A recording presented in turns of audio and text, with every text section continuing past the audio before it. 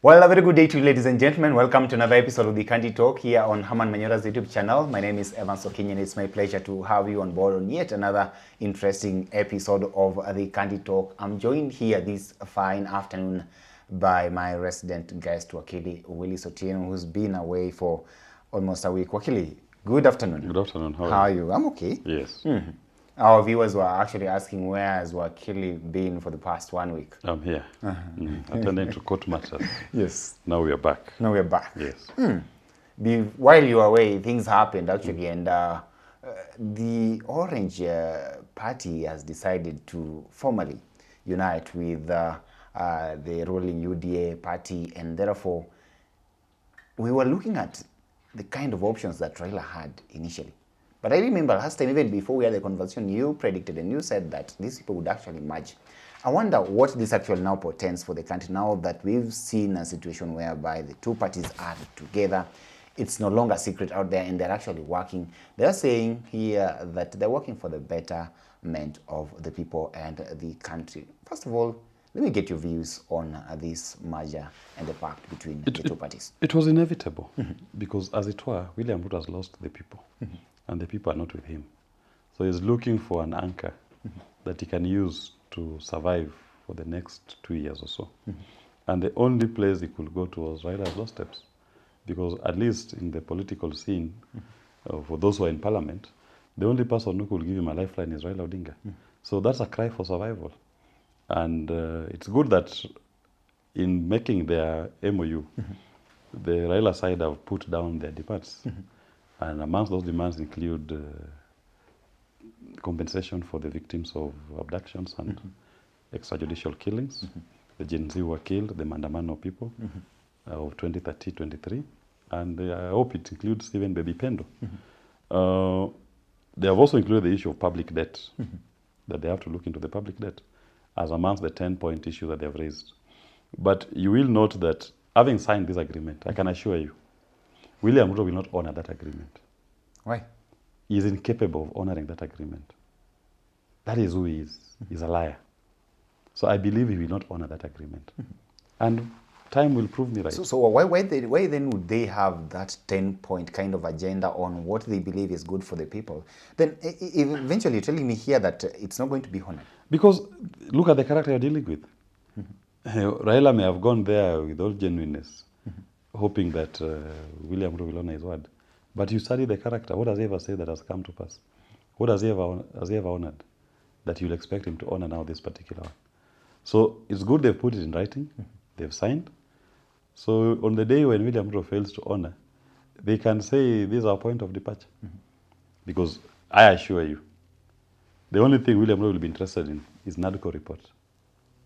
Because the Nadco report gives positions to people at the top. But I want to see him, what has stopped him, even now, from paying compensation to victims? Should I need to put it down in writing to honor it? He's not done it. So what makes you think he will do it? Because turning it down, he will not. Number two, the policemen who are responsible. What has stopped him from taking them to court and charging them for the atrocities? He can do it even today. The DPP can be directed to conduct investigation and prosecute. Nothing like that has happened. So he will not honor it. So this is a cry. He's buying every day. Every single day counts for William Ruto. He has lost the people. And the people are not going to go back to him. He's trying to hang on the back of Raila Odinga to get some semblance of order, to get some new life, even if it is just for a day or 2 days. But he will not survive because of his character and the nature of the person you're dealing with. ODM or Raila may have walked in there with good faith, but in the fullness of time we are going to see that good faith is not reciprocal. You will not see any action, positive action emanating from the partner with whom they signed this deal. They will not honor it. So you'll see next, the thing that you will honor is going to expand the government. You're going to see more DM people joining as CSS, more of them joining as PSS. But the underlying issue that even led us to where we are today is the cry of the people of Kenya to relieve them of this economic burden. It's time for an economic revolution. It's about economic liberation of the people. Okay. People don't care about those positions given to big men. Okay. So make me understand this. If at all President William Ruto sees it fit for him not to honor the kind of agreement that he had with the former Prime Minister, don't you see that that would perhaps maybe strain their relationships, and that is a risk that you would not want to take? That is why I say interesting times ahead. We are going to witness an interesting period. Okay. Let's now see, having put down on paper what he's going to do. Let's watch him do it. Okay.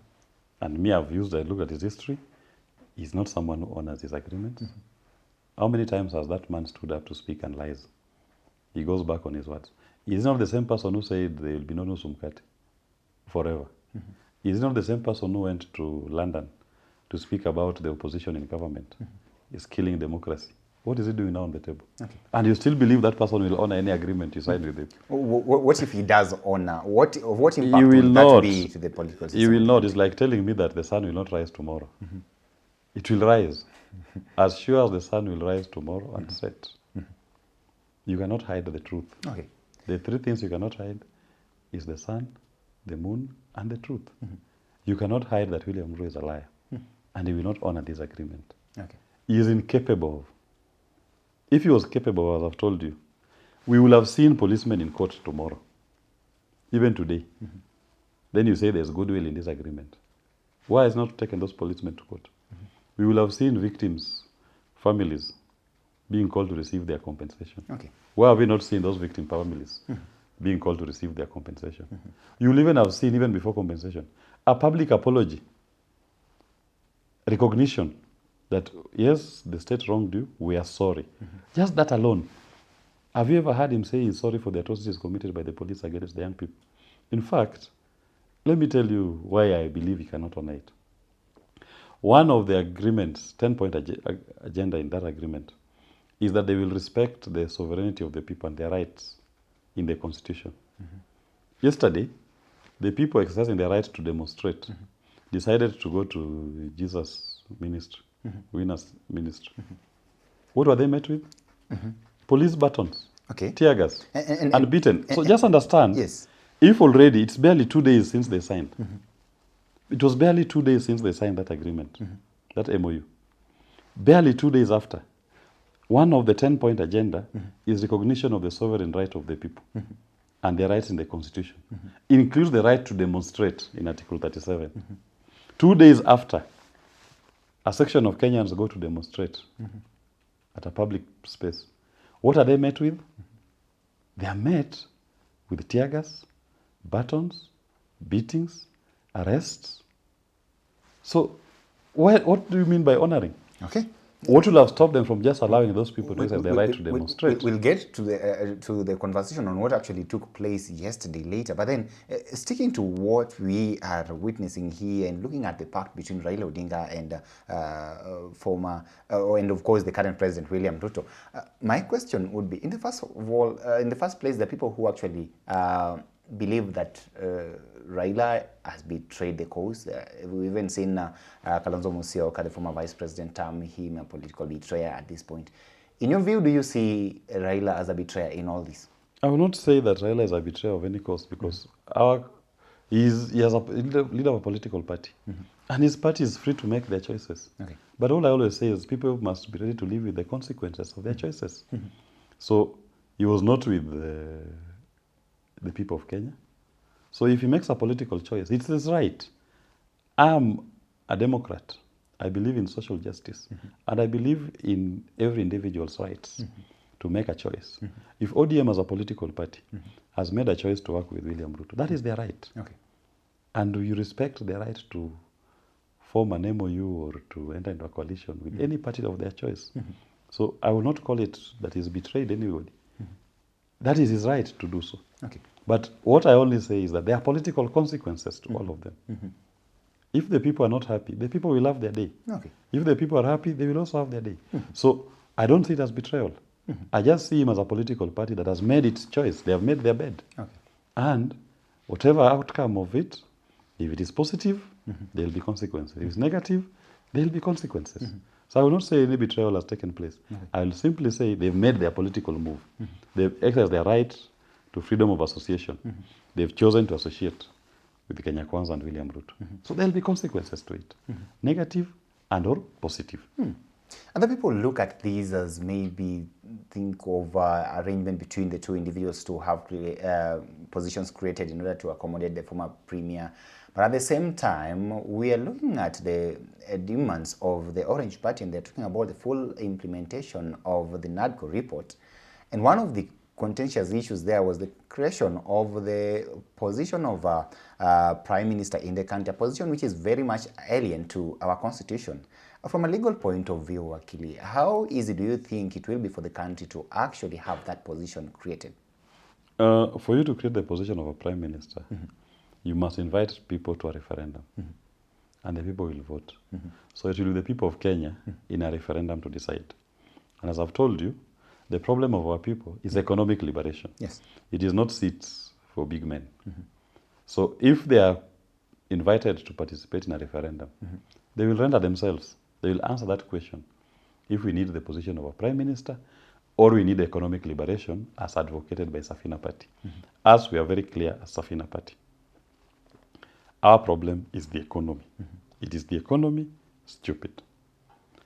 And creating positions for anybody, even appointing members of different political parties, without looking at the fundamentals that will change this economy, is not our politics. And the people of Kenya now are the wiser. They will also render themselves. If a majority of them think that we need that position, those positions for big men, that will be democracy. We'll say yes. But the people we talk to are saying the immediate concern is the economy. And they want money in their pockets. They want shift share work. They want healthcare. They want university funding model to be revised. They want school capitation to be done within time. They want to see a positive change in the economic condition. That is where the mind of Safina Party is, as led by Jimmy Wanjigi.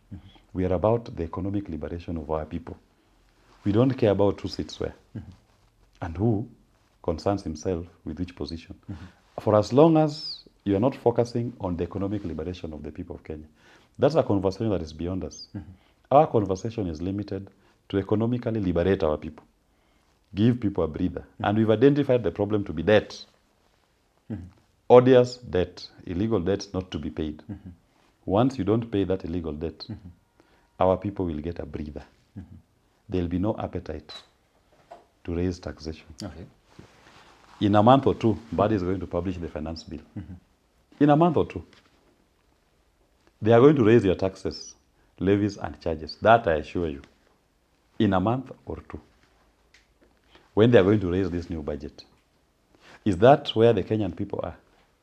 Are the people of Kenya able to afford even an increase in by 1 shilling in their taxes? They cannot. There is no production taking place here. And yet you are coming back to the same people and asking them to raise their taxes. They can't afford it. So the broad-based arrangement is going on, and these two individuals, actually, the president and the former premier, have decided to crisscross the country in order to popularize their newly formed, I don't know whether to call it marriage or whatever it is. At this point, Raila was in Kisii and attending, of course, a march by the team down there, that's Shabana FC. Look at the kind of reception that he got down there, something which is very strange because Kisii County has been very receptive of him in the recent past. But yesterday was a different thing. What does that tell you when you see people chant anti-Ruto kind of stuff down there at that particular event? No, it's just people expressing themselves. And they're expressing their displeasure with William Ruto. And I do believe that within that group, there are people who have voted for Raila. And they're telling the person who they voted for before that we don't agree with your association with William Ruto. Hence, the chant of Ruto must go. That is the chant that is across the board. Kenyans across the board are saying Ruto must go. Because he has failed on the economy. I don't think they are saying Ruto must go because he has failed to set up the position of Prime Minister. It is because he has failed on the economy. The Kenyan people are feeling more pain today than they were feeling yesterday. And there's a promise of more pain tomorrow than it is today. Hence, the clarion call of Ruto must go. And unfortunately for Raila Odinga, he finds himself in a very difficult position. Because now he must hear the loud voices of the people saying Ruto must go. They are not embracing this because the MOU does not respond to the problem. Even though there are promises in the MOU, the people of Kenya don't trust William Ruto to honor even anything. Okay. Do you believe that whatever transpired in Kisii was actually maybe fueled by the people's displeasure towards the working relationship between the president and Raila Odinga? Or was it because that Raila downplayed the chances of Fred Matiang'i clinching presidency, if at all it I think you'll be overreaching, giving Matiang'i too much accolades than he deserves if you say that was about him. I didn't hear anybody shouting Matiang'i for president. All I heard people chanting was Ruto must go. If it was about Matiang'i's influence in Kisii, they would have been chanting pro-Matiang'i slogans. They didn't. So that was purely a communication of the people's displeasure with William Ruto. That's pure and simple. If that is the case, as you said, Raila initially, that was not the first function he attended. He attended one in Migori. The reception was just okay. Why Kisii? You know, in Migori, he was attending a burial. And people in different parts of the country can express themselves differently. Doesn't mean that, in fact, people can even keep quiet. Doesn't mean that you gauge the mood of the people by how loud they chant. Sometimes people can just come and listen to you and not say anything. They can just keep quiet and focus on the occasion. So maybe the people in Kisii, they could have as well just focused on the football match that was being played. And still, doesn't mean that they've embraced the union. Okay. Yeah. So if people express themselves, it's them to decide how they're going to express themselves and when, and on what occasion. But what I can tell you as someone who circulates around the country is that the clarion call of Ruto must go is all over. It's not just even confined to Kisii or Rift Valley or Central or Mombasa. It's all over the country. There's one thing that unites the Kenyan people. It's that Ruto must go. And this does not concern any tribe. It is the people. It is not about the Kisii saying that we are excluded. No. They are simply saying the economy is not working for us. The same way you go to Mombasa, you go to Central, you go to Nyanza, you go to Rift Valley. They are saying the economy is not working for us. It's the economy, stupid. And the sooner the political establishment realizes, the better for them. But as it were, we've crossed the Rubicon. It is now the people versus the legacy politicians. Those who believe that if my tribesman is on the table, then everybody is full. Kenyans have crossed that Rubicon. We are no longer in a space where a big man represents an entire community. We are in the space where everybody wants an economy that works for them. It doesn't matter if you have a big man from your community occupying a big position. But he's sitting there as the CS Finance. Has it stopped people from crying about the economic pain? It has not. Because it doesn't address the economic challenges. And the sooner that is done, the better for the people of Kenya. And that is what Safina Party desires to do, to change the economy of this nation, to liberate our people economically. We've always said we are in the last and final liberation, the economic liberation of the people. Okay. So we are looking at this situation, and it seems like the only option that the president had now that it seems like the center is not holding anymore was to go and talk to Raila, have a conversation with him, and maybe see if at all he will survive the 2 years that are remaining here. But why is it that that seems not to be the case? Why isn't the center holding anymore? Because the center is not responding to the cries of the people. The cry of the people, as I've said, was not about creating positions. It wasn't about political coalitions or MOUs. The cry of the people is about the economic pain. And William Ruto and his administration are not responding to that economic pain. If anything, they promise you more pain every day. So what is the basis why the center should hold? It can't hold. Because their response to the cry of the people is not a solution. Signing an MOU with ODM does not address the problem. Signing an MOU with ODM is a different problem. That's a different problem you're responding to. Not the one that is making people to agitate. People are agitating because of the economic pain they're going through. Are you addressing it? I don't see it. I don't see how the correlation between the MOU between ODM and Kenya Kwanza responds to the economic pain of the people of Kenya. That can be a governance issue, but not the economic question. So they're responding to the wrong thing. They're not responding to the cry. And for as long as they don't respond to the cry of the people, the center will never hold. And the chants of Ruto must go will not reduce. They will just keep increasing. And we are witnessing a period where the people are more aware and the people are more loud and boisterous in expressing themselves. So progressively, you will witness more and more of this chance because the pain is becoming unbearable.